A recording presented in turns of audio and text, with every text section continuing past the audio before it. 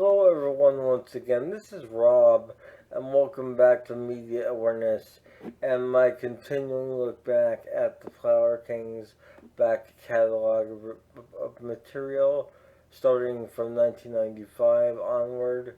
These are the remastered albums that I'll be looking at, but I'll also be reviewing them in terms of content and how they stand up to today's material as a whole.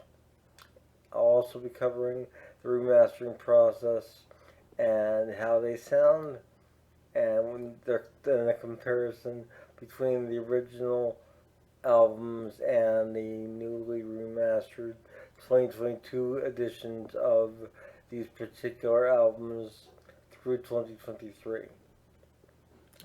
As we have a few more to look forward to in the very near future. Before I go any further with this, though, I'd like to ask you all to please consider subscribing to my channel and becoming part of my YouTube family. I'd love to have you. Also, if you could like, share, and comment below, it would be greatly appreciated. If you're not comfortable commenting in the comment section, you are more than welcome to message me at the Facebook link in the description, and I will respond to you personally. In 1999, the Flower Kings released their next studio album, their fourth studio album to be precise.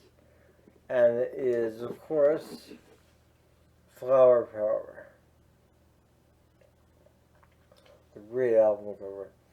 This is probably one of my favorite CDs from that time frame as a whole by them.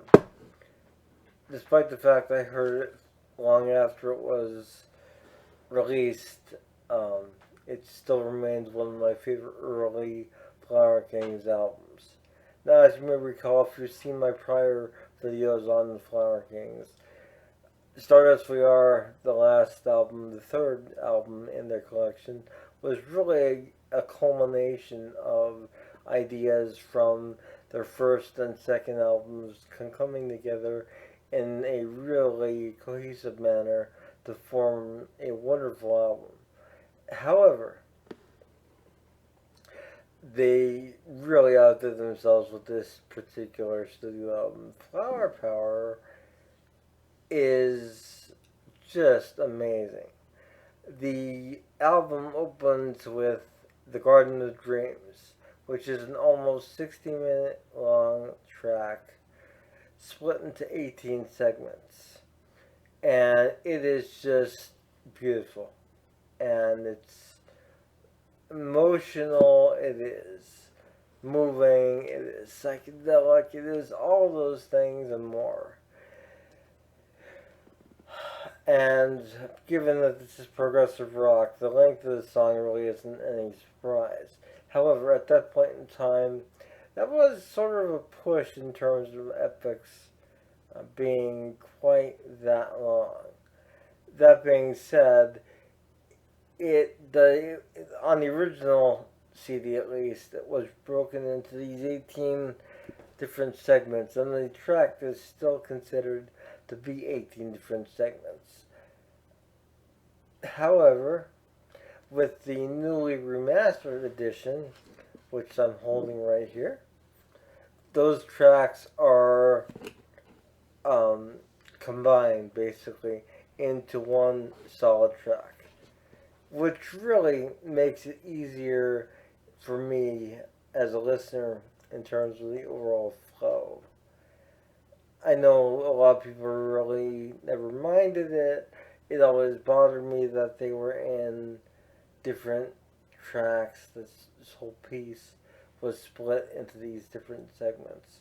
So I'm really glad that the remastering took place and remixing, and that we have a solid piece of musical excellence that spans almost the entire first disc.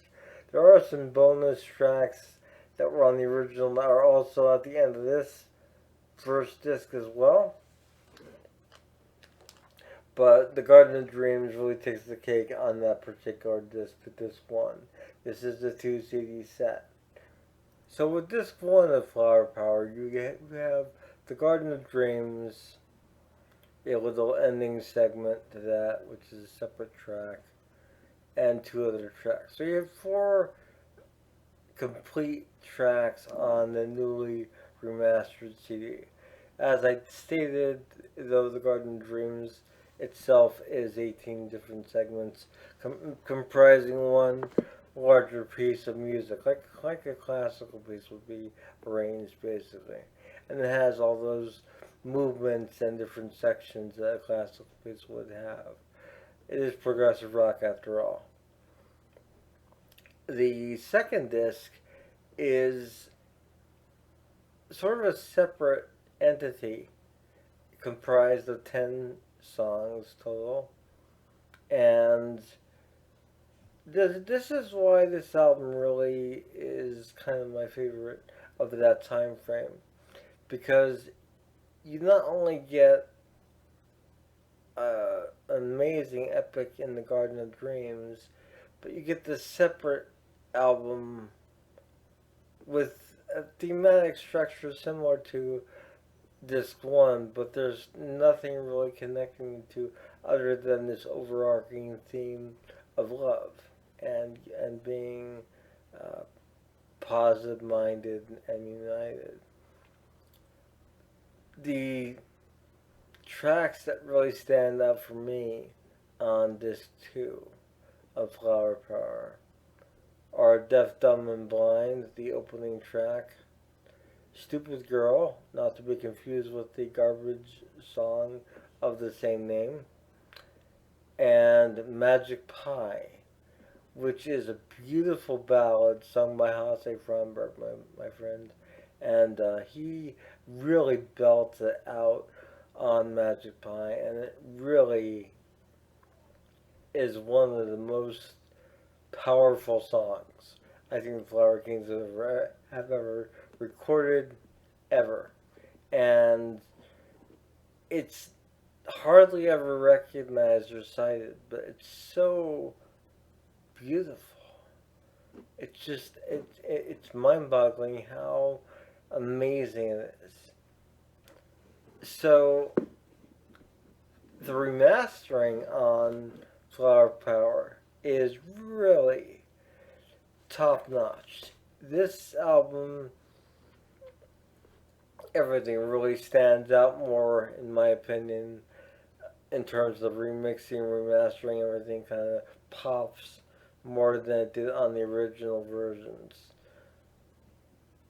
And as I stated previously, I'm happy to have the 18 segments of the Garden of Dreams combined into one solid track. For me, that works a lot better, personally. I know that it was probably condensed into one track for this version due to the alternate pressing on vinyl. That's my assertion, but I could be wrong.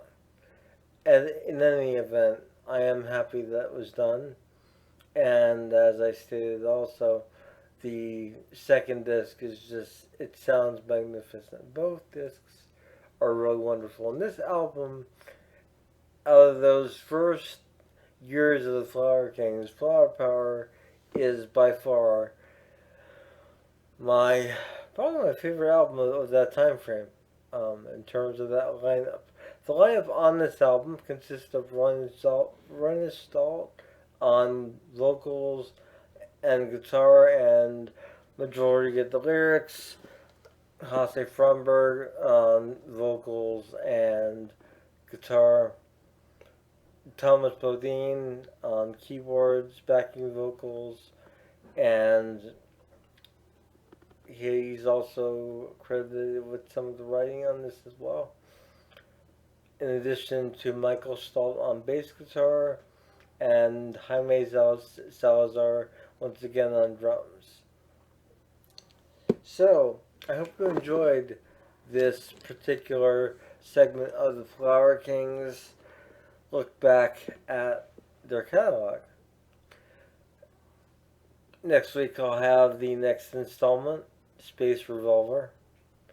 But for now, you have the debut album, Back in the World of Adventures, the follow-up album, Retropolis, the third album, Start As We Are, and now the fourth album, Flower Power.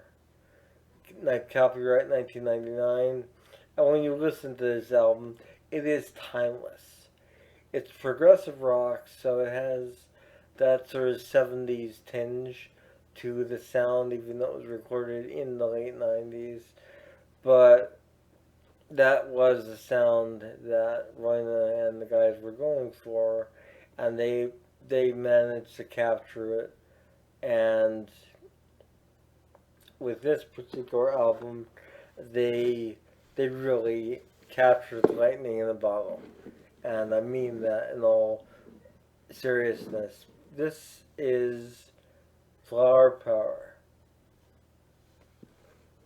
and I will show you the interior here.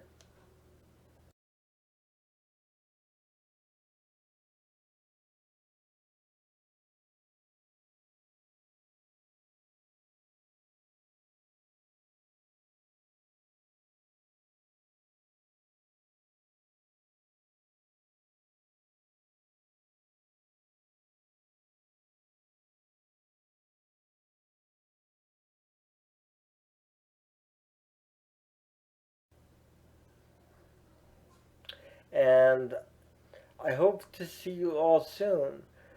Please be sure to subscribe if you haven't already done so. Become part of my YouTube family. I'd love to have you. Also, please check out the links in the description. You'll find the link to my Patreon page where you can choose to support this channel. You'll also find links to the Amazon Media Awareness wish list, in addition to a link to my Facebook page if you are not comfortable leaving a public comment here on YouTube. You're more than welcome to contact me privately on Facebook with any feedback, positive or negative. I will see you all soon. Have a wonderful day or night wherever you are. Take care. Bye.